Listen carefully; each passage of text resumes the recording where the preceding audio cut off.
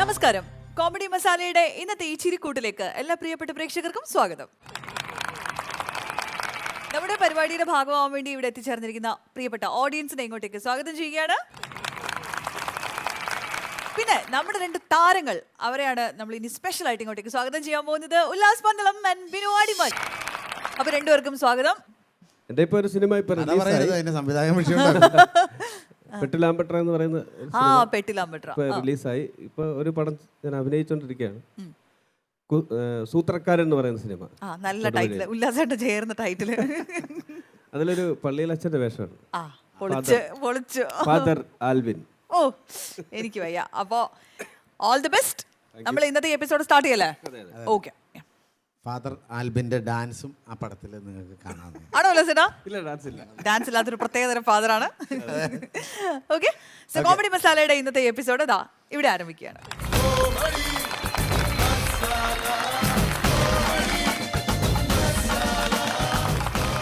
അടുത്തതായിട്ട് സ്കിറ്റുമായി വേദിയിലേക്ക് എത്തുന്നു ടീം ഫൺ ഫൈറ്റേഴ്സ്. വിളിച്ചാൽ കിട്ടില്ല, അതിപ്പോ പിന്നെ പറഞ്ഞിട്ട് കാര്യമില്ല. വിളിച്ചാൽ കിട്ടിയില്ലെങ്കിൽ പിന്നെ ഹലോ. ടെൻഷൻ ഉണ്ടോ? ടെൻഷൻ ഉണ്ടോ? കണ്ട പ്രായം തോന്നുന്നേ ഉള്ളു, കിട്ടി തുടങ്ങിയിട്ടില്ല. എന്ത് പെൻഷൻ? പൊട്ടാക്കണാപ്പി പെൻഷൻ കിട്ടുന്നുണ്ടോന്നല്ലേ ചോദിച്ചേ? പെണ്ണുമുള്ള ലേബർ റൂമിൽ കയറ്റിയേക്കുമല്ലേ? തനിക്ക് ടെൻഷൻ ഉണ്ടോ? പിന്നെ ടെൻഷനിലായിരിക്കും. ആണോ? പക്ഷേ ടെൻഷൻ അടിക്കേണ്ട കാര്യമൊന്നുമില്ല കേട്ടോ. ഇതൊക്കെ സിമ്പിൾ കേസാണ്. പിന്നെ ഒരു കേസ് എന്ന് വെച്ചാൽ ഈ ലേബർ റൂമൊക്കെ കാണുമ്പോൾ പെണ്ണുങ്ങൾക്ക് ചിലപ്പോൾ ബി പി കൂടും. അങ്ങനെ ബി പി കൂടി ചിലപ്പോൾ ഇനി ഈ കൊച്ചിന് കളർ വ്യത്യാസം വരുമോ, അല്ല പെണ്ണുമ്പോൾ അവിടെ വെച്ച് മരിച്ചു പോകും, അങ്ങനെയുള്ള അല്ല ടെൻഷൻ അടിക്കേണ്ട. അല്ല, ടെൻഷൻ അടിക്കേണ്ട യാതൊരു കേസുമില്ല. ടെൻഷൻ്റെ കേസൊന്നുമില്ല, അത് അതൊക്കെ നിസ്സാര കേസാണ്. ആവശ്യമില്ല. ആദ്യത്തെ പ്രസവമാണോ? ഞാൻ ഇതുവരെ പ്രസവിച്ചിട്ടില്ല. ഇതോ പെണ്ണുമ്പിള്ളയുടെ ആദ്യത്തെ പ്രസവമാണോ? കന്നിയാ. ആണോ? അപ്പൊ ഞാൻ കഞ്ഞി മേടിച്ച് കുടിച്ചിട്ട് കഞ്ഞി കൊടുത്തിട്ട് കഞ്ഞിയായിട്ട് വന്നിരിക്കുന്ന കഞ്ഞിയെ ടെൻഷൻ കൊണ്ടാണോ ഒന്നും കിട്ടുന്നില്ലല്ലോ. ടെൻഷൻ അടിക്കേണ്ട കാര്യം എന്താണെന്ന് ഞാനായിരിക്കും. നമ്മളിതൊക്കെ സിമ്പിൾ. അണ്ണന്റെ ആദ്യത്താണോ? എൻ്റെ ഇതുകൂടെ കൂട്ടി ഈ വർഷത്തെ ആദ്യത്തെ. ഈ വർഷത്തെ ആദ്യത്തെ? അപ്പൊ എല്ലാ വർഷവും? എല്ലാ വർഷവും ഉണ്ട്. എല്ലാ വർഷവും വരുമോ? അത് എല്ലാ വർഷവും അതിശയം. എല്ലാ വർഷവും ഓണം വരത്തില്ലേ? ഉണ്ട്. എല്ലാ വർഷവും ക്രിസ്മസ് വരത്തില്ലേ? ഉണ്ട്. എല്ലാ വർഷവും റംസാൻ വരുമോ? ഉണ്ട്. പിന്നെ എനിക്ക് എന്തുകൊണ്ട് വന്നുകൂടെ? ഇതൊരു ആഘോഷമാക്കി എടുത്തേക്കണം. ആഘോഷം മാത്രമല്ല, എനിക്ക് ആരോഗ്യമുള്ള കാലത്തോളം എല്ലാ വർഷവും വരണമെന്നാണ് എൻ്റെ ആഗ്രഹം. സന്തോഷം. പിന്നെ ഇതേ പേര് എന്താന്ന് പറഞ്ഞു? അങ്ങനെയൊന്നും ഇല്ലണ്ണ. പേരില്ലേ? അല്ല, പേരുണ്ട്. ഞാൻ അച്ഛനും നമുക്ക് ഒരു മോനാ, ഒറ്റ മോനേ ഉള്ളു. അപ്പൊ ഉരുളി കമഴ്ത്തി ഉണ്ടായതാ. അപ്പൊ ഈ താലോലിച്ച് എന്നെ വളർത്തിയതേ. അപ്പൊ താലോലൻ എന്നാ പേരിട്ടേക്ക്. താലോലൻ. എത്ര വയസ്സുണ്ട് ഇപ്പൊ? ചിങ്ങം വരുമ്പോ 38. ചിങ്ങം വരും. ഇങ്ങനെയാണെ ചിങ്ങം വരും. ഇവിടെ 38 വയസ്സുള്ള ചെറുപ്പക്കാരൻ്റെ തനിക്ക് നാണം ഉണ്ടോ ഈ താലോലൻ എന്നുള്ള പേരും കൊണ്ട് നടക്കാൻ? അല്ല, അച്ഛനെ അല്ലെ പുറത്തിറങ്ങി നടക്കുന്ന ആൾക്കാർ പയ്യന്മാരെ കളിയാക്കത്തില്ല. തനിക്ക് നാണം? അച്ഛനും അമ്മയും അങ്ങനെ പലതും പറയും. നമ്മൾ വേണം നമ്മുടെ ഒരു പേര് അങ്ങനെ കൊണ്ടു നടക്കാനായിട്ട് കേട്ടോ. ആ പേര് മാറ്റാൻ നടക്കടാ. ഒരു കാര്യം ചെയ്യ്, ലോലൻ, അത് മതി. ലോലൻ. നാട്ടുകാരൊക്കെ എന്നെ ലോലാതെ വിളിക്കണം. ഞാൻ പറഞ്ഞ കറക്റ്റ്. അണ്ണന്റെ അടുത്തൊരു ഗമ കിട്ടാൻ വേണ്ടി ഞാൻ മൊത്തം പേര് താലോലൻ പറഞ്ഞതാ. ഈ താലോലനാകുമ്പോ ഭയങ്കര ഗമയാ. ഋതുരാഷ്ട്രം എന്നൊക്കെ പറയുന്ന ഒരു ഗമയുള്ള പേരാ താലോലൻ. അണ്ണന്റെ പേരെന്താ? എന്റെ പേര് സോമശേഖര പണിക്കർ. ഒരാൾക്ക് 3 പേര്. അതെന്തെന്നറിയാമോ? ഞങ്ങളുടെ അച്ചായിക്കും അമ്മച്ചിക്കും ആണെങ്കിലേ 3 പിള്ളേർ വേണമെന്നായിരുന്നു ആഗ്രഹം. പക്ഷെ അവര് എന്ത് ചെയ്യാനാ, ദൈവം കൊടുത്തില്ല, ഞാൻ ഒറ്റ മോനായി പോയി. അപ്പൊ ആ ആഗ്രഹം സഫലീകരിക്കാൻ വേണ്ടി ആ 3 പേര് എനിക്കെടുത്തിട്ട് സോമശേഖര പണിക്കർ. അവർക്ക് 10 പിള്ളേര് വേണമെന്നായിരുന്നെങ്കിൽ പോകും. SSLC ബുക്കിൽ പോലും കൊള്ളിക്കാനൊക്കത്തില്ല. പിന്നെ ഈ പെണ്ണുമ്പിള്ളേരുടെ പേരെന്നാണ്? ശ്യാമള. അതെന്റെ വൈഫിന്റെ പേര്. തന്റെ വൈഫിന്റെ പേര്? എന്റെ ഭാര്യയുടെ പേര് ശ്യാമള. ശ്യാമള എന്നാണ് പേര്? എന്റെ വൈഫിനെ ശ്യാമള, തന്റെ വൈഫ് ശ്യാമള. ഞാൻ KP ശ്യാമള. ഞാൻ PP ശ്യാമള. എനിക്കറിയാം. എന്റെ പേര് താലോലൻ എന്നാണ് ആലോചിച്ച് നോക്കിയാൽ നമ്മൾ ചിരിച്ചിരിച്ച് ചാകും. കല്യാണം കഴിഞ്ഞിട്ട് എത്ര നാളായി? എന്റെ കല്യാണം കഴിഞ്ഞിട്ട് 12 കൊല്ലമായി. ഇനിയിപ്പോ ഈ അടുത്ത മാസം 18-ാം തീയതി വെഡിങ് ആനിവേഴ്സറി ആണ്. Happy wedding anniversary today.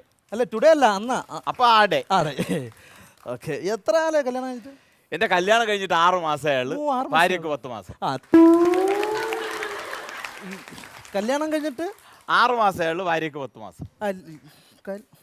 കല്യാണം കഴിഞ്ഞിട്ട് 6 മാസം ഭാര്യക്ക്.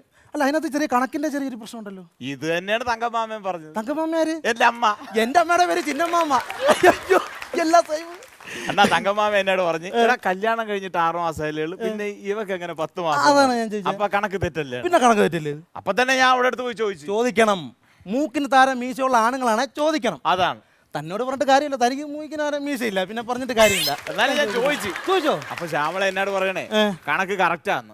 അണ്ണാ 6 4 ഒന്ന് കൂട്ടി നോക്കിയാ 10 അല്ലേ? 6 4 10. അത് കണക്ക് കറക്റ്റ് അല്ലേ? 6 4 10 അല്ലേ? അല്ലടാ, എന്നാലും ഈ 4ന്റെ ഒരു കണക്ക് ഇടയ്ക്ക് വന്ന അതാണ്. അണ്ണാ 6 4 10 ആണ്. 6 4 അപ്പൊ അവള് പറഞ്ഞ കറക്റ്റ് അല്ലേ? കറക്റ്റ് കണക്ക് 6 4 10 ആ. സംഭവം ശരിയാണ്. അത് ഈ 4ന്റെ ഒരു കണക്ക് ഇടയ്ക്ക് വരുമ്പോഴേ അതാണ് ഈ മിസ്റ്റേക്ക് വരും. മനസ്സിലായിപ്പോയി? 4 6 4 എവിടെ നിന്ന് വന്നു? അതാണ് വിഷയം. 4 കുഴപ്പം അല്ലേ? 4 കുഴപ്പം. മനസ്സിലായ? അപ്പൊ എനിക്ക് ശ്യാമളൊക്കെ കണക്ക് തെറ്റിപ്പോ, അതാ കുഴപ്പം. നിന്റെ കണക്കാണ് തെറ്റിയത്. ശ്യാമളയുടെ കണക്കൂട്ടിൽ കറക്റ്റ് ആയിരുന്നു. അണ്ണാ ഇതൊക്കെ ദൈവം തന്നെ അല്ലേ? അതിനിപ്പോ ദൈവത്തെ കുറ്റം പറയാല്ല. ഡോക്ടർ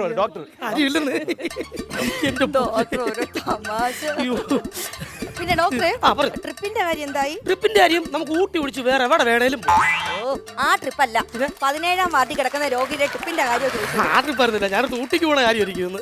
അല്ലെങ്കിൽ ഊട്ടിയിലെ കാര്യങ്ങളൊക്കെ എപ്പോഴും ഓർമ്മ ഉള്ളൂ. അതെങ്ങനെ മറക്കും സിസ്റ്ററെ? എന്റെ ഹണിമൂൺ ഊട്ടിയിൽ വെച്ചായിരുന്നു ഞങ്ങൾ ആഘോഷിച്ചത്. ഞാനും ഭാര്യയും കൂടി ഊട്ടിയിൽ ചെന്ന് വണ്ടി ഇറങ്ങുമല്ല, ഞാൻ പെട്ടുപോയെന്നേ. അയ്യോ, എന്താ? എനിക്ക് ഊട്ടിയിലെ വഴിയൊന്നും അറിയത്തില്ലല്ലോ.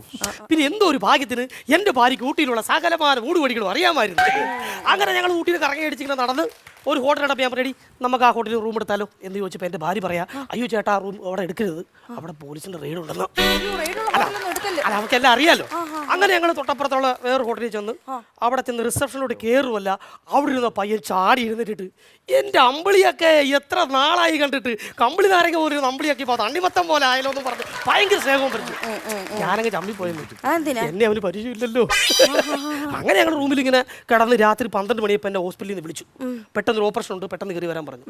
ഞാനങ്ങനെ ടെൻഷൻ അടിച്ചിരുന്നപ്പോൾ ഭാര്യ പറഞ്ഞു, ചേട്ടൻ ടെൻഷൻ അടിക്കണ്ട, ഹണിമൂൺ ട്രിപ്പൊക്കെ ഞാൻ ഒറ്റയ്ക്ക് നോക്കിക്കോളാം, ചേട്ടൻ പൊക്കോളം പറഞ്ഞു. ഞാൻ നേരെ കയറി ഇങ്ങ് പോരുകയും ചെയ്തു. അപ്പൊ അമ്പിളി ചേച്ചി അവളവിടെ ഊട്ടിയിലെ സകലമാന കൂടികൾ അറിയാലോ, അവളെങ്കിലും കയറി പോന്നോളൂ എന്നേ. ഡോക്ടറെ, എനിക്കൊരു സംശയം. എന്താണ് സംശയം? ഇതാ ഈ എഴുതിയിരിക്കുന്നത് സുധിയാണോ സുചിയാണോ? എന്താ ഇത്? എന്റെ പൊന്നെ സുജി, അതാണ് സുനി. ഇതോ? അല്ല, സുനി, പനി വന്ന സുനി. സുനിയുടെ കാര്യം പറഞ്ഞപ്പോഴാ നമ്മുടെ വാർഡിൽ കിടക്കുന്ന സുനിയുടെ കണ്ണുള്ളിലോട്ട് കുറച്ച് ദിവസം കൊണ്ട് താഴ്ന്നു താഴ്ന്നു താഴ്ന്നു വരുന്നു ഡോക്ടറെ. അത് കുഴപ്പമില്ല, ഇവിടുത്തെ ബില്ല് ഇട്ടപ്പോ കണ്ട് ഉള്ളിലോട്ട് പുറത്തോട്ട് തള്ളി തള്ളി വന്നോളും. വാ, നമുക്ക് ലേബർ റൂമിലോട്ട് പോകാം. പറഞ്ഞോളൂ. നമസ്കാരം. എന്റെ ഭാര്യയുടെ കേസ് എന്തായി? ഭാര്യയുടെ കേസ് അത് കോടതിയിലോ പോലീസ് സ്റ്റേഷനിലോട്ട് പോയി ചിറക്കുന്നല്ലേ നല്ല അങ്ങനെ ആശുപത്രിയാണല്ലോ. അല്ല, എന്റെ ഭാര്യ രാവിലെ 7 മണിക്ക് ലേബർ റൂമിൽ കയറ്റിയാണ്. അപ്പൊ അവിടെ കാര്യം എന്തായെന്ന് അറിയാം. ഭാര്യയുടെ പേരെന്തായിരുന്നു? സോമശേഖര പണിക്കർ. അല്ല, അല്ല, എന്റെ പേരാണ് സോമശേഖര പണിക്കർ. തന്റെ പേരാണ്? ഭാര്യയുടെ പേര് ശ്യാമള. ഭാര്യയുടെ പേര് ശ്യാമള. പി ശ്യാമള. ഞാനാ. അല്ല പി ശ്യാമളയുടെ ഭർത്താവ് താലോലൻ. അങ്ങനെ ഞാൻ തെറ്റിദ്ധരിച്ച്. ഓക്കെ, അപ്പൊ പി ശ്യാമള. ഓ, വെരി അർജന്റലി മാറ്റേഴ്സ്.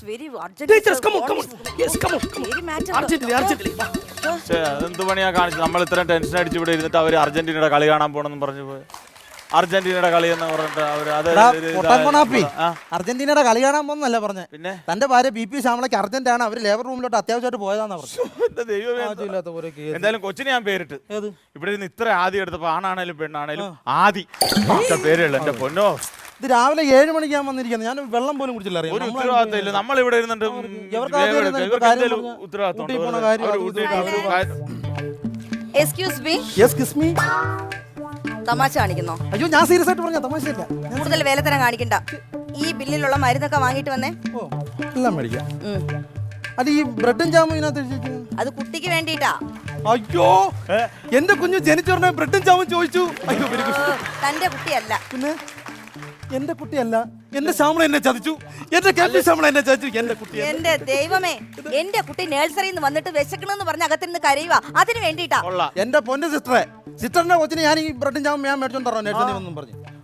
ഞാനിവിടെ ഒറ്റയ്ക്ക് തന്നെ. പേഷ്യന്റ് പെയിൻ വന്നാൽ താൻ നോക്കോ? പിന്നെ ഇനിയിപ്പോ പേഷ്യന്റിന്റെ പേനൂടെ ഞാൻ നോക്കി തരാം. മരുന്ന് പോയി വാങ്ങിട്ട് പാടോ. ആവശ്യമില്ല, ഇതെന്തൊരു ദുരിതം എന്ന് പറയുന്നത്. ഞാൻ ഈ കട്ടപ്പാണ്ടിടയ്ക്ക് ഞാൻ ഈ ബ്രെഡും ജാമും. എന്നോട് എന്തെങ്കിലും വന്ന് പറയണ്ട.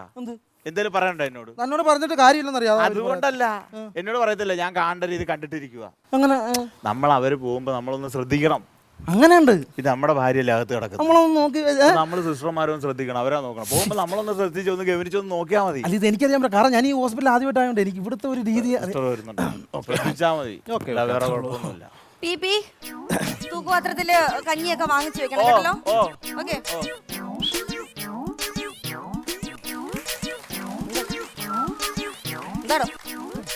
എന്താണോ തനിക്ക്? ഇവിടെ നിന്ന് കോപ്പറങ്ങളൊന്നും കാണിക്കരുത് പറഞ്ഞേട്ടോ. കേട്ടോ? കളിക്കുന്നോ? തനിക്ക് എന്തിനാണോ? തനിക്ക് താൻ ആ പെണ്ണുമ്പോൾ ഇപ്പൊ വായിരിക്കുന്നത് ഞാൻ കേൾക്കത്തില്ലേ? കണ്ണും കൈ കാണിച്ച ആവശ്യം തനിക്ക് വല്ല ഞരമ്പ് രോഗം ഉണ്ടാ പിന്നെ ഇവിടെ ഇങ്ങനെ ശ്രദ്ധിക്കാനല്ല പറഞ്ഞത്. പിന്നെ ഒരു 500 രൂപ കാശ് കൊടുക്കണം. അതായത് വാ തുറന്ന് പറയണം. പിന്നെ കണ്ണും കൈ അല്ലാതെ- കാണിച്ച ആ പെണ്ണുമ്പോൾ വല്ലതും പറഞ്ഞു ഇങ്ങനെ ഒന്ന് കാണിച്ചിട്ട് എന്താ പിന്നെ ഞങ്ങളുടെ ഇങ്ങനെ ഒന്ന് നോക്കി വെക്കണമെന്ന് ഒന്നുമില്ല.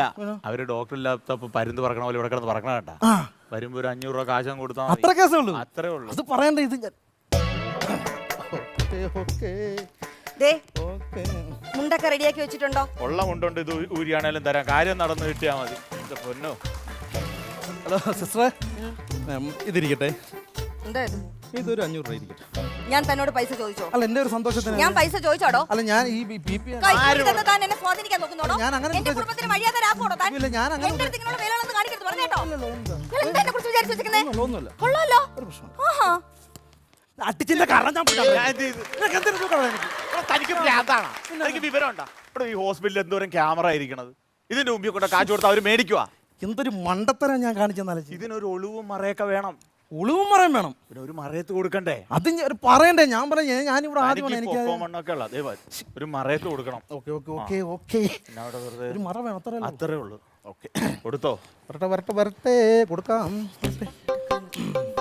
ഹലോ സിസ്റ്റർ, നമസ്കാരം. ഞാൻ നേരത്തെ എൻ്റെ അറിവില്ലായ്മ കൊണ്ട് ചെറിയ തെറ്റൊക്കെ പറ്റിപ്പോയി.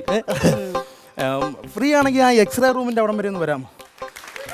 എന്തിനാ? അല്ല അവിടെ നല്ല ഇരുട്ടാ, അവിടെ ആകുമ്പോൾ ആരും അറിയത്തില്ല, അതാണ്. എന്തോന്നാ കാണിക്കുന്നേ? കുറെ നേരം കൊണ്ട് തന്റെ വേലകൾ ഞാൻ കണ്ടോണ്ടിരിക്കുവാണ്. എന്റെ അടുത്ത് ഇങ്ങനെ വേലകൾ കാണിച്ചോണ്ടല്ലോ എന്റെ സ്വഭാവം മാറും. എന്നെ കുറിച്ച് ഇങ്ങനെ വിചാരിച്ചു വെച്ചിരിക്കുന്നേ? ഓ ഇല്ല ഇല്ല. ഞാൻ ഇവിടുത്തെ നേഴ്സാ. കളിക്കുന്നോ? കൊള്ളാലോ. ഓക്കെ ആഹാ. പ്രശ്നമില്ല, വിട്ടാരെ വിട്ടാരേ പോ. ആ പി പി പോയടാ. നീ നീ നീ വാടാ, നീ പോയിട്ട് വാടാ കേട്ടോടാ. നിനക്ക് ഞാൻ തരാം. ഞാൻ അപ്പൊ പോട്ടെ, അവനൊരു പാവല്ലേ വിട്ടേ. അതാണ് നീ പറഞ്ഞോണ്ട് ഞാൻ വെറുതെ വിടുവാ. പോട്ടോ പട്ടി നാറി ഇട്ടിക്കണ്ടല്ലേ ഞാൻ. എടാ നിനക്ക് എന്തിനാ നീ അരി കൊണ്ടാടാ എനിക്ക് കേട്ടാ. ഇല്ല, ഞാനൊരു കാര്യം ചോദിച്ചോട്ടെ. അവരുടെ എക്സ്റേ റൂമിന്റെ ഇരുട്ടിലോട്ട് വരാൻ പറഞ്ഞ എന്തിനാ? നീ അല്ലേ പറഞ്ഞ ഒളിവും മറയായിട്ട് കൊണ്ട് കൊടുക്കാൻ? ഇവിടെ കോപ്പ ഒളിവും പറയാന്ന് പറഞ്ഞാൽ ഇവിടെ നിന്ന് മാറിയിട്ട് കൊടുക്കണമെന്നാ പറഞ്ഞ. താന് കാശൊന്നും കൊടുക്കണ്ട, ഇവിടെ ഇരുന്നു. നീ ഇവിടെയും പോയാ നീ ആ മോർച്ചയുടെ അടുത്ത് പോയി പോ. ശരി പൊന്നോ. എന്റെ തല്ലു വിളിക്കാൻ എൻ്റെ ആവശ്യമില്ലാത്ത പോലെ. കൺഗ്രാറ്റുലേഷൻ. അയ്യോ കെ പി അതെ അതെ കേട്ടോ. കൺഗ്രാറ്റുലേഷൻ തന്റെ കുഞ്ഞ്. അയ്യോ അയ്യോ അതല്ല അതല്ല കേപ്പിയുടെ കുഞ്ഞ്. ഇതാ അതാണ് കേപ്പിയുടെ കുഞ്ഞ്. അത് പിപിയുടെ കുഞ്ഞാ. ഇതാണ് പിപിയുടെ കുഞ്ഞ്. ഇതാണ്. ദേ, കഴിഞ്ഞ 15 വർഷത്തോടെ ഞാൻ പ്രശ്നം കൊടുക്കുന്നത്. എന്നെ പഠിപ്പിക്കാൻ നിൽക്കരുത്. അയ്യോ ഇതാണ് പിപിയുടെ. അയ്യോ എനിക്ക് ആകെ ടെൻഷൻ ആയല്ലോ. കൺഫ്യൂഷൻ ആക്കല്ലേ ഡോക്ടറെ. കുഞ്ഞു മാറിപ്പോയി. ശരിയാക്കാൻ മതിയല്ലോ. ഡോക്ടറെ അയാളുടെ കയ്യിൽ ഇരിക്കുന്നത് വാ. പിപിയുടെ ഇങ്ങ് കുഞ്ഞാണ്. വാ, ഞാൻ റെഡിയാക്കി തരാം. ഇങ്ങ് വാ. ഓരം മക്കളെ പോയി ഒരു ഡസം വള വാങ്ങി വളയുടെ നിറമെന്ത്. PP PP കേപ്പി PP കേപ്പി. ഇതാണ് കേപ്പിയുടെ ഇതാണ്, കുഞ്ഞ്. ഇതാണ് അതാണ് കേപ്പി. കേപ്പിയുടെ കുഞ്ഞ്. ഓക്കേ, ഓ കേസ് വിളിച്ച് എന്താ ആശ്വാസം. ഓക്കേ, പേര് അടുത്ത പ്രശ്നം കൊടുക്കട്ടെ. ഓക്കേ. ഹലോ ഡോക്ടർക്ക് ഒരു അബദ്ധം പറ്റിയതാ. ഇതാണ് ഇതാണ് നിങ്ങളുടെ കുഞ്ഞ്. അല്ല ഡോക്ടർ പറഞ്ഞു ഇതാണ് എന്റെ കുഞ്ഞ്. ഡോക്ടർക്ക് അബദ്ധം പറ്റിയതാണേ. അപ്പൊ ഇതാണോ പിപിയുടെ? ഇത് പിപിയുടെ കുഞ്ഞാണ്. കൊടുക്കേ. അല്ല ഇതെന്റെ ഇതാ കേട്ടോ നിങ്ങളുടെ കുഞ്ഞ്. ഇതാണോ? അതെ. ഇതാണോ? അതാണ് ഉറപ്പാ? ഉറപ്പാ. അച്ഛടെ മുത്തേ, അച്ഛടെ ടുട്ടുടേ, അച്ഛടെ അച്ഛടെ പൊന്നൂസേ. ഹലോ ഈ എനിക്ക് എന്റെ മുഖത്ത് നോക്കി അങ്ങനെ വിളിക്കാൻ തോന്നുന്നില്ല. എന്തേ? അച്ഛയുടെ എന്നും പറയും എനിക്ക് എന്റെ അല്ലാത്ത എന്റെ കൊച്ചിന് ഞാൻ പേരിട്ട് എന്ത് വല്ലവൻ. വല്ലഭനല്ല, പിന്നെ വല്ലവൻ. വല്ലവൻ. ഇന്റെയും ഇതേ വല്ലവന്റെയും ഇന്റെ എന്നാ? ഇന്ത്യ ഇൻസലി വല്ലവന്റെ അച്ഛടെ മുത്തേ, അച്ഛടെ അച്ഛടെ ടുട്ടുടേ, എന്ത് കഷ്ടം. അച്ഛടെ പൊന്നുമാവേ. താൻ പോയാലോ താൻ തനിക്കും തൊരപ്പിനാ. എന്താണോ? എനിക്ക് മുഖത്ത് നോക്കി അങ്ങനെ വിളിക്കാൻ തോന്നില്ല. അച്ഛയുടെ അങ്ങനെ വിളിക്കാൻ തോന്നില്ല. എന്ത് പറ്റി? ഒന്നാമത്തെ കേസ് എന്റെ ഒരു മുഖച്ചായി ചെറുക്കനില്ല. രണ്ടാമത്തെ എന്റെ പെണ്ണുമ്പിള്ളയുടെ ഒരു ലുക്ക് ഇല്ല. അച്ഛന്റെ നമ്മുടെ ആറില്ല. എന്റെ അല്ലാതെ തോന്നണില്ല തന്റെ. എന്റെ ഒരു ഇത് മതിയാ? ഏ ഇത് മതിയാ? അല്ല തനിക്ക് കൊച്ചിനെ വേണ്ടേ? എനിക്കിപ്പോ ഏതായാലും കുഴപ്പമില്ല. എന്താ എനിക്ക് എടുക്കാതെ അടിച്ച ലോട്ടറി ആണല്ലോ, അപ്പൊ കുഴപ്പമില്ല.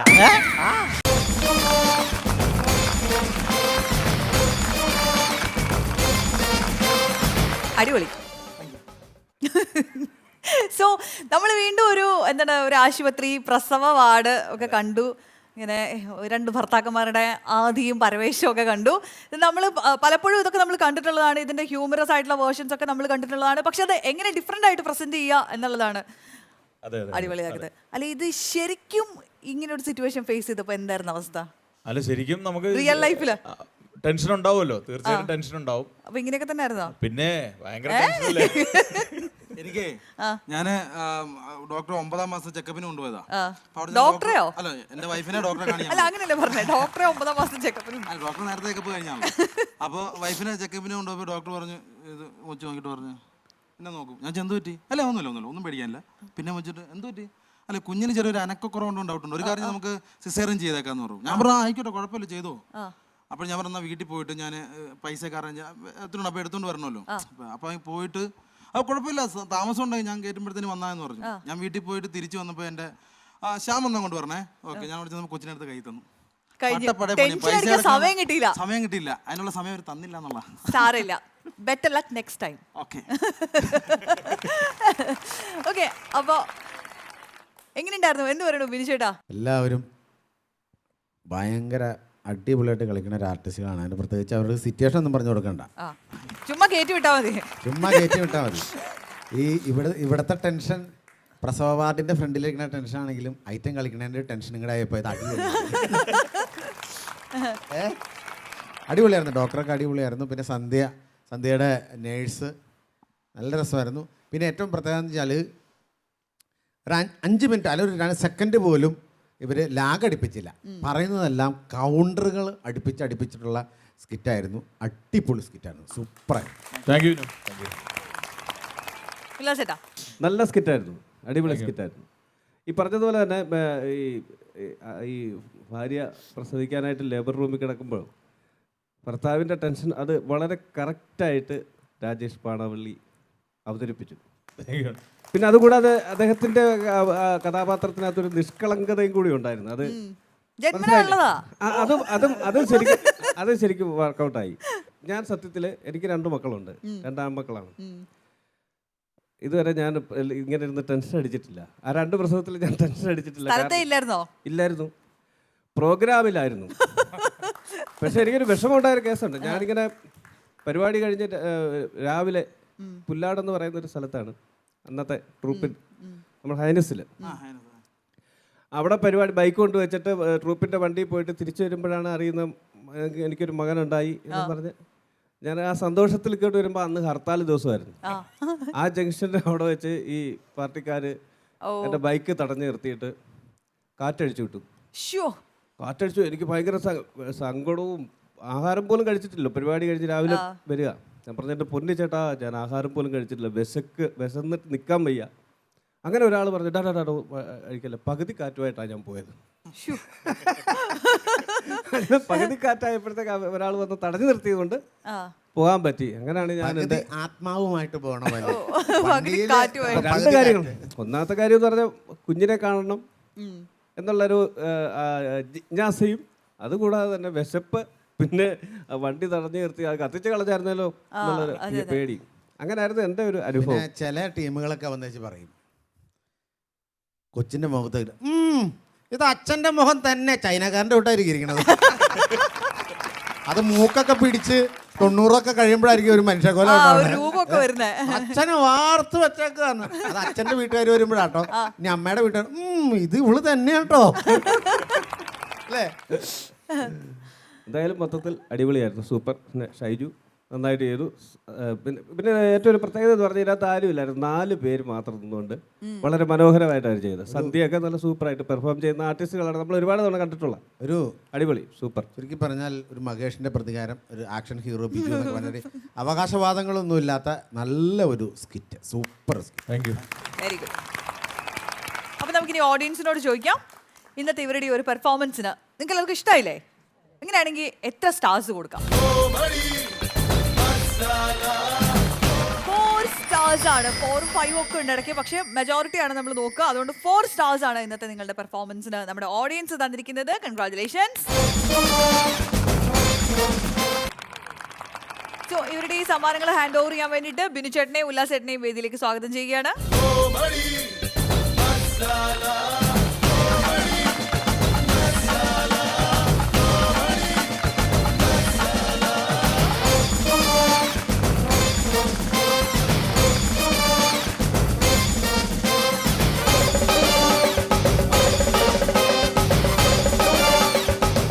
അടുത്തതായിട്ട് ഈ വേദിയിൽ എത്തുന്നത് ഒരു സ്പെഷ്യൽ പെർഫോമൻസ് ആണ്. സ്പെഷ്യൽ പെർഫോമൻസുമായി വരുന്നു സുനിൽ അഞ്ചൽ.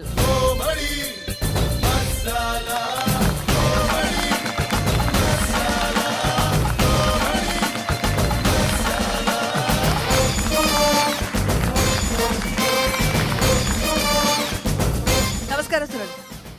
ചേച്ചി ഓക്കെ നമസ്കാരം പറഞ്ഞ തിരിച്ച് നമസ്കാരം പറയണ്ടേ? ഓക്കെ ആണോ പറയുന്നേ? നമസ്കാരം ഓക്കെ കൂടെ ഒന്നിച്ച്. അപ്പൊ സുനിൽ, എന്താണ് ഇന്നത്തെ സ്പെഷ്യൽ പെർഫോമൻസ്? ഞാൻ കുറെ ആർട്ടിസ്റ്റുകളുടെ ശബ്ദമാണ് അതിൽ സാഹിത്യകാരനൊക്കെ വരും. സാഹിത്യകാരന്മാരുണ്ട്? സാഹിത്യകാരനെ വരും, ഒരാളെ ഉള്ളൂ. ഓക്കെ, ഒരു സാഹിത്യകാരനുണ്ട്. ആ ശരി, ഓക്കെ, തുടങ്ങാം നമുക്ക്. MD വാസുദേവൻ നായരുടെ. ഓക്കെ. സഹൃദയരെ, എല്ലാവർക്കും വേണ്ടി നമസ്കാരം. കഥയുടെ അന്തർലീനകളിൽ നിന്ന് നമ്മൾ ഒപ്പിയെടുത്ത കാലയവനിയെക്കുള്ളിൽ മറഞ്ഞുപോയ മഹാരഥന്മാരുടെ വലിയ വലിയ കഥകൾ നാലുകെട്ടും കുളവും ആഴ്ത്തറയും ഇന്ന് ഞാൻ സ്നേഹിക്കുന്നു. സഹൃദയരെ, എല്ലാവർക്കും എൻ്റെ വന്ദനം. MD സാറിന്റെ ശബ്ദം ആദ്യമായിട്ടാണ് ഒരാൾ അനുകരിച്ച് ഞാൻ കേൾക്കുന്നത് കേട്ടോ. Good job. ലാൽ ജോസിന്റെ. ഓക്കെ. എല്ലാവർക്കും എൻ്റെ നമസ്കാരം. അമൃത TV-യിൽ എനിക്ക് വരാൻ സാധിച്ചതിൽ വളരെ നന്ദിയുണ്ട്. ഞാൻ പുതിയ പടത്തിന്റെ ഷൂട്ടിംഗ് ആയിട്ട് മൂന്നാറിൽ നിൽക്കുകയാണ്. ഒരു നടനെ ഏറുമാടത്തിൽ കയറ്റിയിരുത്തിയിരിക്കുകയാണ്. അങ്ങനെ ആ നടനെ ഏറുമാടത്തിൽ കയറ്റിയിരിക്കുന്ന സീനാണ് ഞാൻ ഷൂട്ട് ചെയ്യുന്നത്. അതിനെനിക്ക് മികച്ച സംസ്ഥാന സർക്കാരിന് ദേശീയ അവാർഡ് കിട്ടുമെന്ന് എനിക്ക് ഉറപ്പുണ്ട്. നന്ദി, നമസ്കാരം. മികച്ച സംസ്ഥാന സർക്കാരിന്റെ ദേശീയ അവാർഡ് അല്ലേ? പൊളിച്ചു. പൃഥ്വിരാജൻ. പൃഥ്വിരാജിന്റെ ശബ്ദമാണ് അടുത്തായിട്ട് അനുകരിക്കാൻ പോകുന്നത്. വല്യമ്പുറം തറവാട്ടിലെ മണ്ണോ പൊന്നോ എനിക്ക് വേണ്ട. പക്ഷെ ഞാൻ ജീവിച്ചിരിക്കുന്നെങ്കിൽ ബാപ്പാന്റെ മയ്യത്ത് കെട്ടിൽ ഒരറ്റം എന്റെ തോളിന്റെ ഭാഗത്തേക്കും. കാരണം ബാപ്പാന്ന് മൊയ്തീന്റെ ഒരാളെ വിളിച്ചിട്ടുള്ളൂ. Okay. അടുത്തത് ഗണേഷ് കുമാർ. ഗണേഷ് കുമാർ. അച്ചായോ, കർത്താവിന്റെ ക്രൂസ് മരണം ഏതാണ്ട് ഇതുപോലൊക്കെ തന്നെ ആയിരുന്നു. ആദ്യം ഒറ്റ കൊടുക്കൽ, പിന്നെ കാണിച്ചു കൊടുക്കൽ, നിന്നെ ഞാൻ പഴപ്പിക്കും, എന്നിട്ട് ഈ തുറയിലേക്ക് ഞാൻ വലിച്ചെറിയും, എന്നിട്ട് നിന്റെ ഒപ്പം ചെമ്പരത്തിനെ ഞാൻ ഈ തുറയിലിട്ട് നാറ്റിക്കും, ഒരു പട്ടിയെ നാറ്റിക്കും പോലെ. സേട്ട് നാളെ ബോംബെന്ന് ഞെത്തും, ഈ നേടെ മേനോനെ നമ്മൾ കൊല്ലും. ജോലിക്കിടയിൽ പറ്റിപ്പോയ ഒരു കയ്യബദ്ധം, അത്രേ ഉള്ളൂ. ഓ, കയ്യബദ്ധത്തിനോട് ചെറിയ കല്ല് അടിച്ചു. പക്ഷെ എന്നാലും ഗണേഷ് കുമാറിന്റെ ശബ്ദം നന്നായിരുന്നു. യെസ്, ലാലു അലക്സ്. ലാലു അലക്സിന്റെ ശബ്ദമാണ് അടുത്തായിട്ട്. ഓക്കെ. അപ്പൊ ലാലു അലക്സും കമലഹാസനോട് ഒരു കോമ്പിനേഷനാണ്. അപ്പോ അതൊരു വല്ലാത്ത കോമ്പിനേഷൻ ആണല്ലോ. സമ്മതി. ലാലു അലക്സ് ഈ നരസിംഹം എന്ന് പറയുന്ന സിനിമയിൽ എന്നെ ഫർഗീസിന് പറയാൻ ലാലു അലക്സ് ആണ് ഈ ചിതി ഒഴുകുമ്പോൾ കമലഹാസൻ മോഹൻലാലിന് വരാൻ തടയാൻ വരുന്ന ഒരു രംഗമാണ്. ഓക്കെ. ഭയങ്കര ക്രിയേറ്റിവിറ്റി ആയിപ്പോയി. ശരി, നമുക്ക് നോക്കാം. നിനക്കുമുണ്ടല്ലോ ജന്മം തന്ന ഒരാൾ, മരണം ഒരു നാൾ അയാൾക്കും സംഭവിക്കും. അന്ന് ഈ ആലുവ ശിവരാത്രി മണൽപ്പുറത്ത് നീ ബലിയിടാനായിരിക്കുമ്പോ ഞാനും ഉണ്ടാകും എന്റെ അച്ഛൻ്റെ ചിതാവസ്ഥം ഇതേ പുഴയിൽ ഒഴുക്കാൻ. കേട്ടോടാ മോനെ ദിനേശ്, അതിമോഹമാണ് അതിമോഹം. എന്റെ അച്ഛൻ്റെ ചിതകത്തുന്ന കാലം വരെ നിനക്ക് ഈ ഭൂമിയിൽ ആയുസ് ഉണ്ടാകുമെന്നുള്ള മോഹം അത് തെറ്റാണെന്ന് ബോധ്യമാകുമ്പോൾ നീ വാ. എൻ്റെ അച്ഛൻ്റെ കാൽ വിരൽ ഒന്നോ രണ്ടോ നഖം നിനക്ക് ഞാൻ വെട്ടിത്തരാം. അതുകൊണ്ട് നിനക്ക് ചന്ദനമുട്ടിയിൽ വെച്ച് കത്തിച്ച് വാശി തീർക്കാം. അടിപൊളി. Very good, very good. വളരെ ഡിഫറെന്റ് ആയിട്ടുള്ളൊരു ട്രൈ ആയിരുന്നു. രാജേന്ദ്രൻ മുകേഷിന്റെ. ഓക്കെ. ഏട്ടൻ തമ്പുരാന്റെ പട്ടാഭിഷേകം നടക്കരുത്. ആദ്യം തളർത്തി, പിന്നെ വീഴ്ത്തി, ജീവനെങ്കിലും കിടന്നോട്ടെ എന്ന് കരുതിയ ഉപദ്രവിക്കാതെ വിട്ടത്. എന്നാ പിന്നെ വരട്ടെ. നന്ദി, നമസ്കാരം. സൂപ്പർ. Prime minister. ഓക്കെ. എല്ലാവർക്കും അയ്യന്റെ നമസ്കാരം. നിങ്ങളുടെ എല്ലാവരും കൂടി മുഖം കാണുമ്പോൾ ഞാനൊക്കെ കോരിത്തിരിച്ചു പോവുകയാണ്. ചിറിയിൻ കീഴിലുള്ള അയ്യന്റെ കുട്ടിക്കാലം എനിക്ക് ഓർമ്മ വരുന്നു. തുമ്പിയെ പിടിക്കാനുള്ള പോക്കും രാത്രി സിനിമ കഴിഞ്ഞുള്ള പതിങ്ങുള്ള വരവും എല്ലാം ഇന്നലെ കഴിഞ്ഞതുപോലെ. എല്ലാവരെയും കാണാൻ കഴിഞ്ഞതിൽ എനിക്ക് ഒരുപാട് നന്ദിയുണ്ട്. നന്ദി, നമസ്കാരം. Super, super. ആലോചിച്ചെടുക്കണം ഉണ്ടായിരുന്നു, പക്ഷെ അത് ആലോചിച്ചെടുക്കണം. പിന്നെ ഐക്യൽ ഇങ്ങനെ കിടക്കുകയാണ് സംഭവങ്ങൾ. പല നടന്മാരെല്ലാം കൂടിക്കൊഴിഞ്ഞ് എല്ലാ നടന്മാരും കൂടിക്കൊഴിഞ്ഞ ഒരു എന്താണ് സിനിമ റീല് റോള്. ജനാർദ്ദൻ സാറിന്റെ പഴയ ശബ്ദം അനുകരിക്കുന്നു. ഓക്കെ, ജനാർദ്ദൻ ചേട്ടന്റെ പഴയ ശബ്ദം. ബബ്ബൂട്ടിയോ, അതിലാടകരെ അയാൾക്ക് കിട്ടും. താൻ പോകേണ്ട ക്ലബ്ബ്, എന്റെ വീട്, അതൊക്കെ അയാൾക്ക് കൃത്യമായിട്ട് അറിയാം. കഴുത്തിൽ കൊലക്കേറ് വീട് കിടക്കുമ്പോൾ ആരെങ്കിലും ബ്ലാക്ക് മെയിൽ ചെയ്ത് പണം ഉണ്ടാക്കാൻ നോക്കൂടോ ബണ്ട. Okay, good job. അപ്പോൾ സ്റ്റേജിലൊക്കെ പെർഫോം ചെയ്യാറുണ്ടോ? സ്റ്റേജിലൊക്കെ ഞാൻ സ്റ്റേജുകൾ വഴിയാണ് ഞാൻ കയറി വരുന്നത്.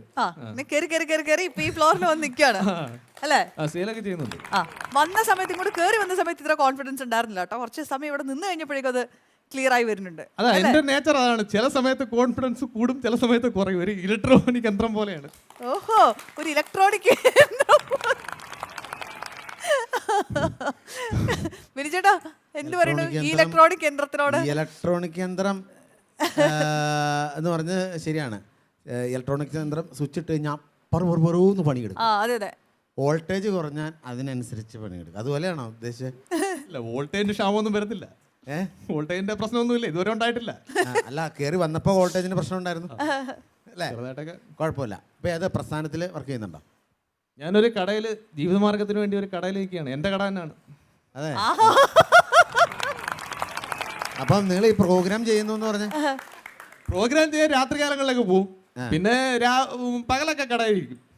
രാത്രി കട കച്ചവടം ഇല്ലല്ലോ, അതുകൊണ്ട് പ്രോഗ്രാം ചെയ്യാൻ തെറ്റില്ലാത്ത ശമ്പളം കിട്ടുന്നുണ്ട്. ഞാൻ ചോദിച്ചത് അതിന് ട്രൂപ്പിൽ വർക്ക് ചെയ്യുന്നുണ്ടോ? ശമ്പളം പുള്ളി ഗ്രൂപ്പിൽ ഞാനങ്ങനെ വലുതായിട്ട് പ്രൊഫഷണൽ ആയിട്ടില്ല. പിന്നെ ഈ മാട്ട ട്രൂപ്പിലൊക്കെ സെറ്റപ്പ് ചെയ്തൊക്കെ പോകുന്ന ട്രൂപ്പിലെ. അതേതാ ഈ മാട്ട ട്രൂപ്പ്? അല്ല, നമ്മളെ വീട്ടിൻ്റെ അവിടെ എന്തെങ്കിലും പരിപാടി ഉണ്ടെങ്കിൽ ചിലവന്മാര് അളിയാ ഒന്ന് പാടാന്ന് പറയുമ്പോഴത്തേന് അപ്പൊ അവര് ശരി ഇടയ്ക്ക് പരിപാടിക്ക് വിളിക്കുന്ന ആളുകള് മാട്ടകള് അതാണ് അങ്ങനെയൊക്കെ അവതരിപ്പിക്കും. പിന്നെ ഈ ട്യൂട്ടോറിയുടെ ക്ലബുകളുടെ ഒക്കെ വാർഷികത്തിന് നമ്മളെ ഈ അടുത്ത് തന്നെ ഒരു ട്യൂട്ടോറിയുടെ വാർഷികത്തിന് തന്നെ വിളിച്ച് അവിടെ പരിപാടി അങ്ങനെയൊക്കെ അവതരിപ്പിച്ചു. ആണല്ലേ?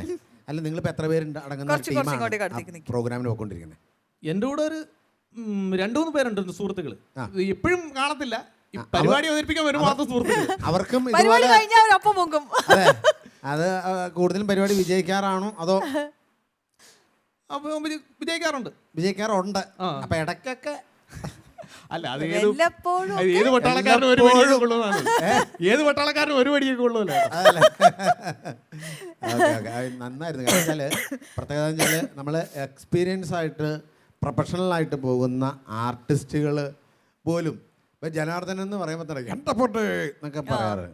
പക്ഷെ അദ്ദേഹം ചെയ്തത് നമ്മൾ ഒരു ആർട്ടിസ്റ്റിൻ്റെ കഴിവ് എന്ന് പറയുന്നത് ഇപ്പോൾ ഒരു ഗായകനോടൊരു പാട്ട് പാടാൻ പറഞ്ഞു കഴിഞ്ഞാൽ അവൻ പാടുന്ന ആ പാട്ടാണ് അദ്ദേഹത്തിൻ്റെ സെൻസ് എന്ന് പറഞ്ഞതുപോലെയാണ് ഇദ്ദേഹം ചെയ്തത്. ഒരു സ്റ്റാർ എടുക്കാൻ പറഞ്ഞപ്പോൾ ജനാർദ്ദന ചേട്ടനെ എടുക്കാമെന്ന് പറയുമ്പോൾ നമ്മൾ ചിന്തിക്കുന്നത് എത്ര ഫോട്ടോ എന്ന് കേൾക്കണം. പക്ഷേ അദ്ദേഹം പറഞ്ഞത് നമ്മളെ ഏറ്റവും കൂടുതൽ മനസ്സിൽ ഇഷ്ടപ്പെട്ട് കടന്നുപോയ കേൾക്കാൻ ആഗ്രഹിക്കുന്ന കാണാൻ ആഗ്രഹിക്കുന്ന ഒരു സിനിമയിലെ ഏറ്റവും നല്ല ഭാഗത്തിൽ നിന്ന് എടുത്തിട്ട ഒരു ഡയലോഗാണ്. അത് ചേട്ടാ, ഞാൻ ഒബ്സർവേഷൻ ചെയ്തെന്ന് പഠിക്കുന്നതാണ്. കാരണം ഈ മിമിക്രിയിൽ വെറൈറ്റി വേണമല്ലോ എന്ന് ചോദിച്ച് ഞാൻ എല്ലാവരും ഉപയോഗിക്കാത്ത ഡയലോഗ് അതാണ് ഒരു ആർട്ടിസ്റ്റിൻ്റെ ഏറ്റവും വലിയ ക്വാളിറ്റിയാണ് പുതിയതിനെ കണ്ടെത്തുക. അത് ആ കാര്യത്തിൽ നിങ്ങൾ വിജയിച്ചു കഴിഞ്ഞു. ചെയ്ത എല്ലാ ഡയലോഗും അതുപോലെ മറ്റേ കമലഹാസൻ കോമ്പിനേഷൻ. അതെ, അതാണ് അത് പറയാനായിട്ടാണ് ഞാനിപ്പോൾ എവിടെയോ ഒരു സംഭവം കിടക്കുന്നുണ്ടല്ലോ. അദ്ദേഹത്തിൻ്റെ സ്റ്റാർ കിടന്ന് കുഴഞ്ഞ പോലെ എൻ്റെ ഉള്ളിൽ അദ്ദേഹം ചെയ്ത പെർഫെക്ഷൻ്റെ ആ ഒരു തുള്ളി കിടന്ന് കുഴയായിരുന്നു. അത് ഭയങ്കരമായിട്ടൊരു കണ്ടുപിടുത്തമായിരുന്നു. അടിപൊളിയായിരുന്നു കേട്ടോ. സൂപ്പറായിരുന്നു.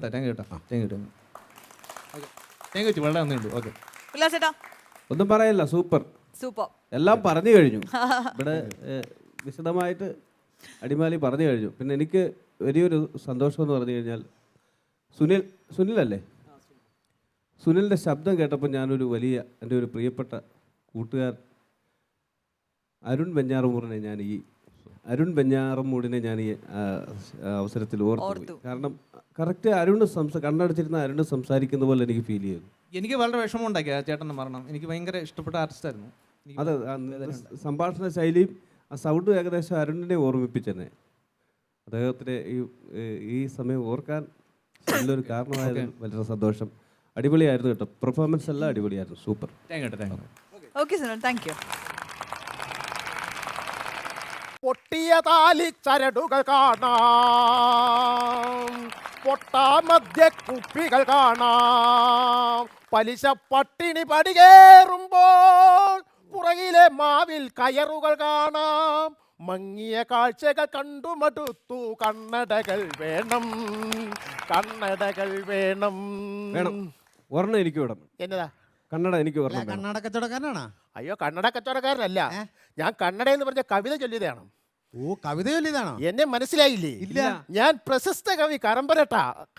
കറമ്പൻ അട്ടയോ? കറമ്പൻ അട്ടയല്ല, കറമ്പൻ ഇട്ട. എന്നാ പിന്നെ ചൊറിയമ്പുഴൂന്ന് ഇടാൻ പാടില്ലായിരുന്നോ? അത് ആരും ഇട്ടാന്ന് അറിയത്തില്ല. ആരും ഇട്ടതാ ഇട്ട. എന്റെ കവിത നിങ്ങൾ കേട്ടിട്ടില്ലല്ലേ? എന്റെ പൊന്നു സുഹൃത്തെ, കവിത എഴുതി ഓടക്കുഴൽ അവാർഡ് വരെ മേടിച്ചിട്ടുള്ള ആളാണ് ഞാൻ. ഏത് കവിത? 1300 പേജുള്ള ഒരു കവിത എഴുതി ഓടക്കുഴൽ അവാർഡ് കരസ്ഥമാക്കിയ പ്രശസ്തനായ കവിയാണ് ഈ കറമ്പനിട്ട. ഓ അത് ഭയങ്കര മോശമായി പോയിട്ടോ. ആ 1300 എത്ര 1300 പേജുള്ള കവിത എഴുതി. പേജുള്ള കവിത എഴുതിയിട്ട് നിങ്ങൾക്കൊരു ഇത്ര നിങ്ങളുള്ള ഓടക്കുഴലാണോ അവർ തന്നത്? നിങ്ങൾ അപ്പുറം പറ്റിക്കുമല്ലായിരുന്നു. നിങ്ങളൊരു കാര്യം മനസ്സിലാക്കണം, അവാർഡുകൾക്കൊരിക്കലും നമ്മൾ വില മതിക്കരുത്. അതിന്റെ വലിപ്പത്തിലല്ല വില, അതിന്റെ അംഗീകാരത്തിലാണ് വില. ഓ അങ്ങനെ. എന്റെ പൊന്നു സുഹൃത്തെ, നിങ്ങൾക്കറിയാവോ കവിത എന്ന് പറയുന്ന സാധനം എന്താണ്? അത് പല പ്രശസ്ത കവികൾക്കും താനേ വരുന്ന ഒരു സാധനമാണ്. ആണോ? ആ ഈ കവിത എന്ന് പറയുന്നത് താനെ വരുന്നതാണോ? പിന്നെ കവിത എന്ന് പറയുന്ന സാധനം താനേ വരുന്ന സാധനമാണ്, അത് കവികൾക്കേ വരുള്ളൂ. അയ്യോ, കഴിഞ്ഞ ദിവസമേ ഏ? എന്റെ വീടിനടുത്ത് കവിത ഇങ്ങനെ പാണ്ടിലോറി കെട്ടി വലിച്ചോണ്ട് പോകുന്നുണ്ട്. അത് ഏത് കവിത? പന്തളം കുളനട റൂട്ടിൽ ഓടുന്ന പ്രൈവറ്റ് ബസ് കവിത. അയ്യോ. അതല്ലേ? പൊന്നു സഹോദര, ബസ്സിന്റെ കാര്യമാണോ പറയുന്നത്? അതെ, ഒന്ന് ചോദിച്ചോട്ടെ, നിങ്ങളുടെ ആദ്യത്തെ സൃഷ്ടി ഏതായിരുന്നു? എന്റെ ആദ്യത്തെ സൃഷ്ടിയുടെ കാര്യം പറഞ്ഞു കഴിഞ്ഞാൽ പെണ്ണുമ്പിള്ള എന്നെ ഉപേക്ഷിച്ച് പോകും. ഒരുപാടുണ്ട്, അത് പറയാം. അങ്ങനല്ല ഉദ്ദേശിച്ചത്. ശരിക്കും ഞാൻ തൂലിക എടുത്തെഴുതി എന്റെ ആദ്യത്തെ സൃഷ്ടി. കവിതാ സൃഷ്ടിയുടെ കാര്യമാണ്. ആണല്ലേ? എന്റെ അച്ഛൻ കുളിച്ചോണ്ടിരിക്കുന്ന സമയത്ത് അച്ഛൻ നീന്തലറിയാമതെ അച്ഛൻ വെള്ളത്തിൽ മുങ്ങിത്താഴുത കണ്ടോണ്ട് അച്ഛന്റെ ആ മരണവെപ്രാളം കണ്ടോണ്ട് ഞാനൊരു കവിത എഴുതി. അതായിരുന്നു എന്റെ ആദ്യത്തെ കവിതാ സൃഷ്ടി. ഓഹോ, അതേതായിരുന്നത്? ആ കവിത കേൾക്കണോ? കേൾക്കണം. കേൾക്കാം. ബ്ലം ബ്ലം ബ്ലം ബ്ലം ബ്ലം ബ്ലം ബ്ലം ബ്ലം ബ്ലം ബ്ലം ബ്ലം ബ്ലം ബ്ലം ബ്ലം ബ്ലം ബ്ലം ബ്ലം ബ്ലാ ബ്ലാ ബ്ലം ബ്ലം. അച്ഛൻ വെള്ളത്തിൽ മുങ്ങി താഴുന്നു ബ്ലം ബ്ലം. അയ്യോ. അച്ഛൻ വെള്ളത്തിൽ നിന്ന് പൊങ്ങുന്നു ബ്ലം ബ്ലം. അച്ഛൻ ശ്വാസം കിട്ടാതെ മുങ്ങുന്നു ബ്ലം ബ്ലം ബ്ലം ബ്ലം. അവസാനം അവസാനം എൻ്റെ അച്ഛൻ ബ്ലം. എന്താണ് ഈ കവിതയുടെ പേര്? അച്ഛന്റെ ബ്ലം ബ്ലം. ഇതിന് അവാർഡൊക്കെ കിട്ടും. ഈ കവിതയ്ക്കോ? ഈ കവിതയ്ക്കാണോ ചേട്ടൻ അവാർഡ് കിട്ടിയത്? എനിക്കല്ല, 5 സി പഠിക്കുന്ന ഉണ്ണികൃഷ്ണൻ. അതെങ്ങനെയാന്ന് നിങ്ങളല്ലേ എഴുതിയത്? പിന്നെ എങ്ങനെ അവൻ അവാർഡ് കിട്ടി? അച്ഛൻ വെള്ളത്തിൽ മുങ്ങി താഴ്ന്നുകൊണ്ട് ഇവൻ ആത്മാർത്ഥമായിട്ട് വെള്ളത്തിലോട്ട് എടുത്തു ഒറ്റ ചാട്ട. അച്ഛനെ കരയ്ക്ക് കയറ്റി രക്ഷിച്ചതിന് അന്നത്തെ സർക്കാർ ഈ ഉണ്ണികൃഷ്ണന് ധീരതക്കുള്ള അവാർഡ് കൊടുത്തു. അപ്പൊ നിങ്ങൾ അവിടെ നിന്ന് നന്നായിട്ട് അങ്ങ് കവിത എഴുതി. എന്റെ കവിത കാരണല്ലേ അവന് അവാർഡ് കിട്ടിയത്. അല്ലാതെ അവൻ രക്ഷിച്ചതിനല്ല. അല്ല അല്ല അല്ല. അങ്ങനെയാണെങ്കിൽ നമുക്കൊരു കാര്യം ചെയ്താലോ, ഈ തവണ ഓണത്തിനെ ഈ ചേട്ടന്റെ കവിത നമ്മുടെ ക്ലബ്ബിൽ അങ്ങ് അവതരിപ്പിച്ചാലോ? അവതരിപ്പിക്കാം. നിങ്ങളുടെ ക്ലബിന്റെ പേരെന്താണ്? Shambhu arts and sports club. അതിനെ Shambhu arts and sports club എന്ന് പേരിട്ടിരിക്കുന്നത്? അതെ, ഈ ശംഭു ഹാൻഡ്സ് ഒക്കെ വെച്ചിട്ട് അവിടെ ഒരു പയ്യൻ ക്യാൻസർ വന്ന് മരിച്ചുപോയി. അപ്പൊ അവന്റെ ഓർമ്മയ്ക്കായിട്ട് ഞങ്ങൾ ഇട്ടേക്കുന്ന പേരാണ് Shambhu arts and sports. Shambhu ഒക്കെ വെച്ച ക്യാൻസർ ഒക്കെ വന്ന് മരിച്ചു പോവോ? പിന്നെ ഇതൊക്കെ നേരത്തെ പറയണ്ടേ? കളഞ്ഞോ അത്? അല്ല ചേട്ടാ, ഈ കവിതയൊക്കെ ചുമ്മാ ഇങ്ങനെ എഴുതി വെക്കാതെ ഇതൊക്കെ ഫേസ്ബുക്കിൽ ഇടണം. ഫേസ്ബുക്കിൽ ഇടണമെന്ന് എന്റെ കവിത? എന്റെ പൊന്ന് ബിനുമേളമാലി, അല്ല അടിമാലി അല്ലേ? ബിനു അടിമാലി എന്റെ കവിത ഫേസ്ബുക്കിലിട്ട് വൈറലായി. രാജ്യം മുഴുവനും, അമേരിക്ക, ലണ്ടൻ, ഫ്രാൻസ്, സ്വിറ്റ്സർലൻഡ് എല്ലായിടത്തും എന്റെ കവിത വൈറലായില്ലേ? പിന്നെ എന്നിട്ടൊക്കെ അവിടെ തന്നെ എന്നാ വിളിയായിരുന്നു. എന്താ വിളിച്ചേ? അയ്യോ, എന്തുമാത്രം വിളിച്ചെന്നറിയാവോ? എന്നാക്ക വിളിച്ചെന്നറിയോ? വിളിയോട് വിളിയായിരുന്നു. എന്റെ പൊന്നു ദൈവമേ, എന്നാ വിളിയായിരുന്നറിയാവോ? എന്നാ വിളിച്ചത്? തന്തയ്ക്കും തള്ളയ്ക്കും. തള്ളയ്ക്കോ? അത്രയ്ക്ക് നല്ല കവിതയായിരുന്നോ? സത്യല്ലേ? അല്ല, ഈ പ്രകൃതിയെ പറ്റിയൊക്കെ കവിത എഴുതാറുണ്ട്. എന്ത് ചോദ്യം ഇത്? എല്ലാ കവികളും എഴുതുന്നത് പ്രകൃതിയെക്കുറിച്ചാണ്. ഞാനും പ്രകൃതിയെക്കുറിച്ച് കവിത എഴുതിയിട്ടുണ്ട്. പുഴയെക്കുറിച്ച് ഒന്ന് കേൾക്കട്ടെ. കേൾക്കണം. പുഴയാണെന്റെ മുത്തശ്ശൻ, പുഴയാണെന്റെ മുത്തശ്ശി, പുഴയാണെന്റെ പൊന്നച്ഛൻ, പുഴയാണെനിക്കേറവും ഇഷ്ടം, പുഴമീനാണെനിക്കേറ്റവും ഇഷ്ടം, കാരികൂരി വരാല് ചേറിമീൻ ചെമ്പല്ലി, ഇതെല്ലാമാണ് എനിക്കേറ്റവും ഇഷ്ടം. കടൽമീൻ കഴിക്കില്ലേ? കടൽമീൻ കടൽമീൻ കഴിക്കത്തില്ല. എന്താ? കടൽമീൻ ഇപ്പൊ നിമോണിയ. അമോണിയ, അവിടെ കടൽമീൻ കഴിക്കത്തില്ല. ഈ സിനിമയ്ക്ക് വേണ്ടിയൊക്കെ കവിത എഴുതിക്കൂടെ? സിനിമയ്ക്ക് വേണ്ടി കവിത എഴുതാൻ പലരും വിളിച്ചിട്ടുണ്ട്, പക്ഷെ സമയം കിട്ടാത്തതുകൊണ്ട് പോയില്ല. സമയം കിട്ടാ? ഇല്ലില്ല. ഞാനിപ്പോൾ എൻ്റെ ഏറ്റവും പുതിയ കവിതയുടെ ഒരു പണിപ്പുരയില. പണി എവിടെ വരെ എത്തി? പണി എന്ന് പറഞ്ഞു കഴിഞ്ഞാൽ തട്ടടിച്ചു, കമ്പി കിട്ടി, ഇനി വാർത്താ മതി. അതല്ലെന്ന് കവിതയ്ക്ക് നമ്മൾ അടിത്തറ ഇട്ടെന്ന്. എന്റെ ഏറ്റവും പുതിയ കവിതയുടെ പേരെന്നാന്നറിയോ? വെളിച്ചം ദുഃഖമാണുണ്ണി, തമസല്ലോ സുഖപ്രസവം. സുഖപ്രസവം? നിങ്ങൾ ഈ കവിത എഴുതും പോലെയല്ല, പ്രസവം അത്ര സുഖമല്ല. അത് അനുഭവിച്ചറിഞ്ഞവർക്ക് അതിന്റെ വേദന അറിയാൻ പറ്റുള്ളൂ. അങ്ങനെ കളിയാക്കൊന്നും വേണ്ട. എന്റെ ഏറ്റവും പുതിയ കവിതാ സമാഹാരം കേട്ടാൽ നിങ്ങൾ ഇവിടെ ഇരുന്ന് പൊട്ടിക്കരയും.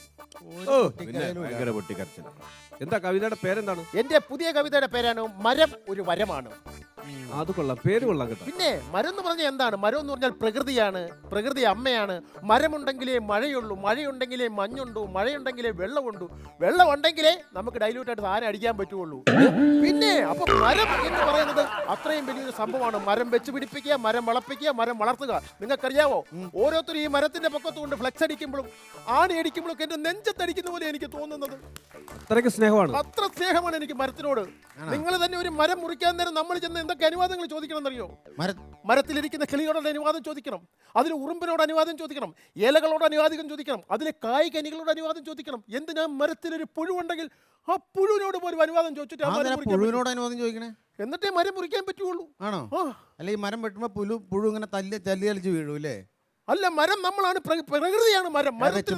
ഉണ്ടായിരിക്കട്ടോ. ഇതുപോലൊരു കവി എന്നോട് വന്നു പറഞ്ഞു മരം വെട്ടുമ്പം ചെന്നിട്ട് അനുവാദം ചോദിക്കണമെന്ന്. എന്നിട്ടോ ഞാനൊരു മരത്തിനോട് അനുവാദം ചോദിച്ചു. മരം മറുപടി തരാത്തതുകൊണ്ട് ഞാനൊരു അരമണിക്കൂർ നിന്ന് അനുവാദം ചോദിച്ചു. എനിക്ക് വട്ടാന്ന് പറഞ്ഞ് പുറകിൽ നിന്ന് ഒന്ന് വായും തപ്പി പിടിച്ച് കയ്യും കാലും കൂട്ടിക്കെട്ടി പ്രാന്താശുപത്രി കൊണ്ട് കറണ്ട് അടിപ്പിച്ചു. അറിയോ, നമ്മൾ നമ്മുടെ മനസ്സുകൊണ്ട് മരവുമായിട്ട് ഇടപെടാം, മനസ്സുകൊണ്ട് മരവുമായിട്ട് ഇടപെടാം. ഇപ്പോൾ ഞാൻ മരത്തെക്കുറിച്ച് ഏറ്റവും പുതിയ കവിതാ സമാഹാരം നിങ്ങളെ ഞാൻ കേൾപ്പിക്കാം. നിങ്ങൾ ആ കവിത കേട്ട് പൊട്ടിക്കരയും. കേൾക്കണോ? ഞങ്ങൾ അറിയത്തില്ല. എന്റെ കവിതയുടെ പേരാണ് മരം ഒരു വരം. അത് കുഴപ്പമില്ല.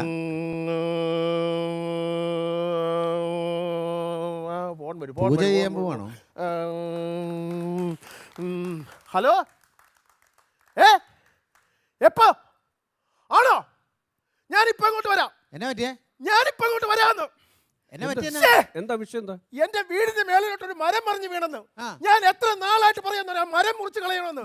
ആ കള്ളക്കളവൻ അമ്മായിയപ്പൻ ആ മരം മുറിച്ച് കളഞ്ഞില്ല. ഇത് 2 വെട്ട് നടക്കുമോ? 2 വെട്ട്. അപ്പൊ 2 മരം ഉണ്ടോ? 2 മരമല്ല, ഒന്ന് മരം, ഒന്ന് അമ്മായിയപ്പനും. വീടിന്റെ പൊക്കത്തോട്ടാ മരം വീണ് നിൽക്കുന്നത്. ഇന്ന് ഞാൻ കാണിച്ചു കൊടുക്കാം. നല്ല മരത്തോട് ഭയങ്കര സ്നേഹമുള്ള മനുഷ്യനല്ലേ. കോമഡി മസാലയുടെ ഇന്നത്തെ എപ്പിസോഡ് ഇവിടെ പൂർണ്ണമാവുകയാണ്. കൂടുതൽ ചിരിയുമായി നമുക്ക് വീണ്ടും കണ്ടുമുട്ടാം മറ്റൊരു എപ്പിസോഡിൽ. ബൈ.